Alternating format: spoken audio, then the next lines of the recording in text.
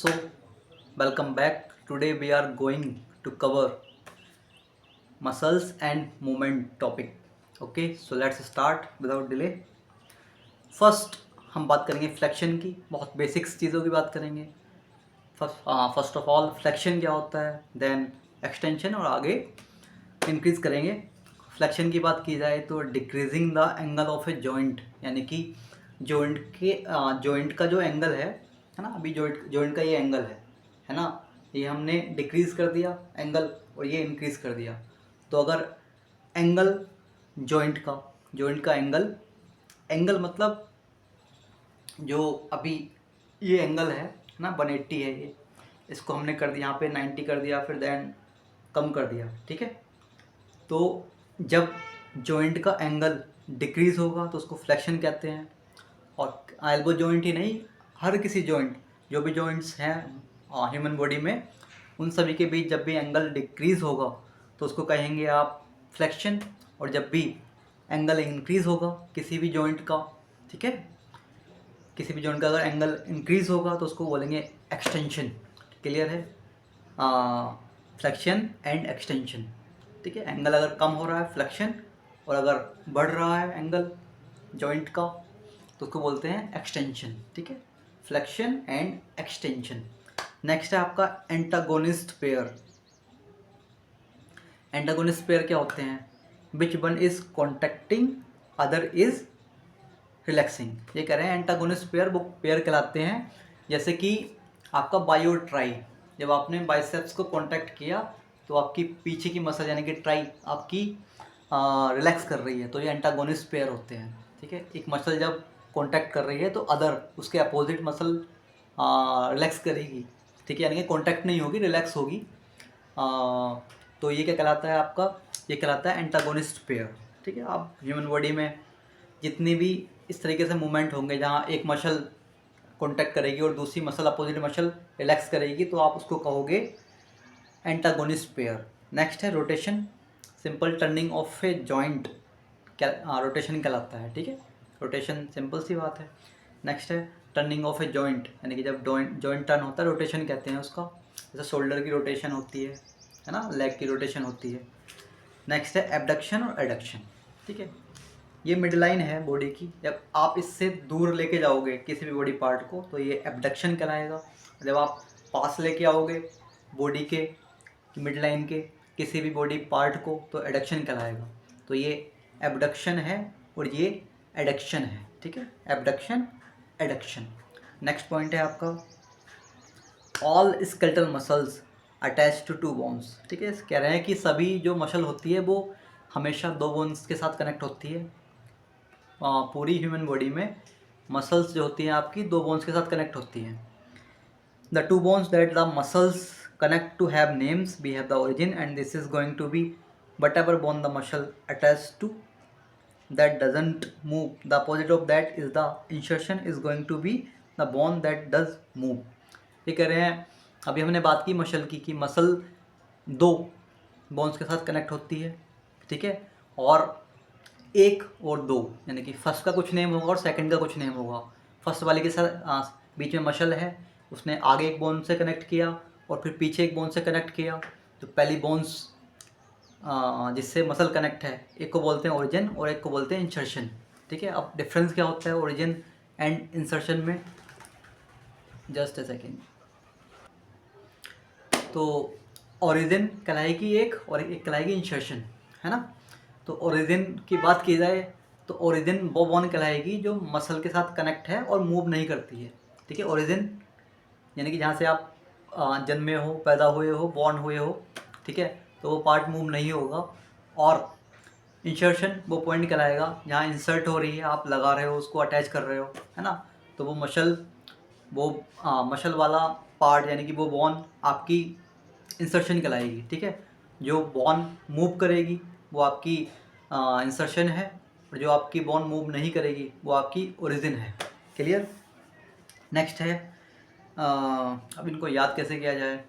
Origin यानी कि आप जड़ों से जुड़े हुए हो, जहाँ से आपकी पैदाइश है, जहाँ से आप बॉर्न हैं, आप जड़ों से जुड़े हुए हो, ओरिजिन. और जहाँ से अटैच हुए बाद में इंसर्शन, वो मूव करेगा आपका, है ना. जैसे प्लेसेस टू प्लेसेस हमें फॉर द जॉब घूमना पड़ता है, बट हमारा नेटिव प्लेस क्या है, हमारा होम टाउन। नेक्स्ट पॉइंट है my biceps brachial muscle connects from my scapula up here down to my radius, and whenever that contacts is going to be the radius। ठीक है, इन्होंने अब example दिया है एक कि किस तरीके से आप ओरिजिन और इंसर्शन को डिफाइन करोगे।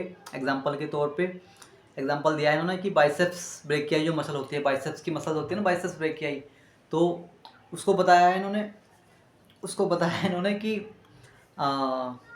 वो कनेक्ट होती है आपकी स्कैपुला से, ठीक है, और आगे रेडियस से कनेक्ट होती है। अभी हमने बात की थी लास्ट वीडियो में कि स्कैपुला क्या होती है, रेडियस क्या होती है ना, रेडियस और अल्ना की बात की थी।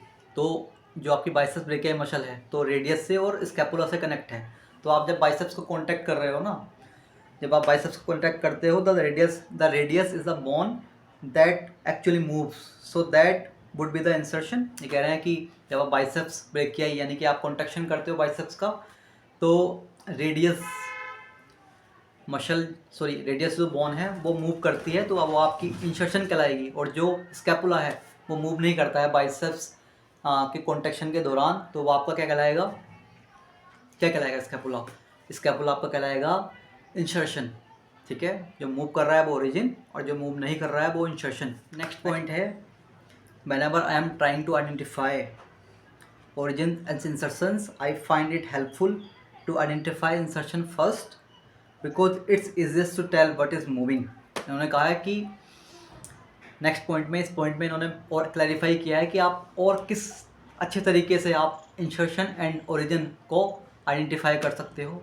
तो इन्होंने कहा सबसे ईजीएस्ट मेथड है बताने का, पहले आप ये देख लो कि क्या मूव कर रहा है, ठीक है, तो वो आपका इंसर्शन हो जाएगा।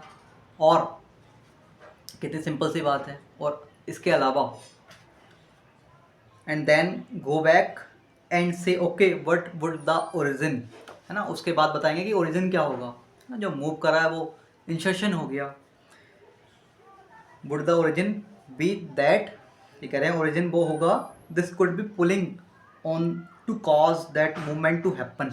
ठीक है, इन्होंने बहुत सिंपल और अच्छे तरीके से बताया कि आप जब भी कभी ओरिजिन और इंसर्शन को फाइंड करोगे तो जो मूवमेंट कर रहा है वो आपका इंसर्शन हो गया, और उस मूवमेंट को जो करवा रहा है ना, खुद मूव नहीं कर रहा, उस मूवमेंट को जो करवा रहा है, हेल्प कर रहा है, वो आपका ओरिजिन कहलाएगा ना। कितनी सिंपल सी बात है, एग्जांपल के थ्रू समझ लेते हैं। जैसे हमने बाइसेप्स ब्रेकियाई मसल की बात की थी, जब हम कॉन्ट्रैक्ट या रिलैक्स कर रहे हैं तो हमारी एक फोर आर्म्स की बोन थी रेडियस जो कि मूव कर रही है, तो वो आपका इंसर्शन हो गया।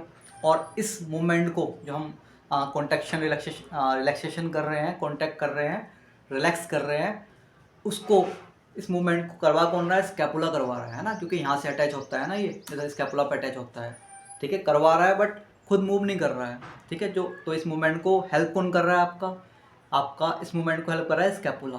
तो रेडियस फोर आर्म्स की जो बोन है वो यहाँ पर इंसर्शन है और स्कैपुला आपका ओरिजिन है। नेक्स्ट पॉइंट है, नेक्स्ट पॉइंट में इन्होंने टू टाइप्स के कॉन्ट्रैक्शंस के बारे में बताया है। एक होता है आइसोमेट्रिक और एक होता है आइसोटोनिक। आइसोमेट्रिक कॉन्ट्रैक्शन और आइसोटोनिक कॉन्ट्रैक्शन। आइसोमेट्रिक कॉन्ट्रैक्शन की बात की जाए तो सेम लेंथ नो मूवमेंट, तो आपका कहलाता है आइसोमेट्रिक, यानी कि आप उसमें मूवमेंट नहीं करते। जैसे कि फॉर एग्ज़ाम्पल आप होल्ड करते हो किसी पोस्चर को, वो आपका आइसोमेट्रिक कॉन्ट्रैक्शन है, उसमें कोई मूवमेंट नहीं हो रही है, सेम लेंथ में रहते हो आप।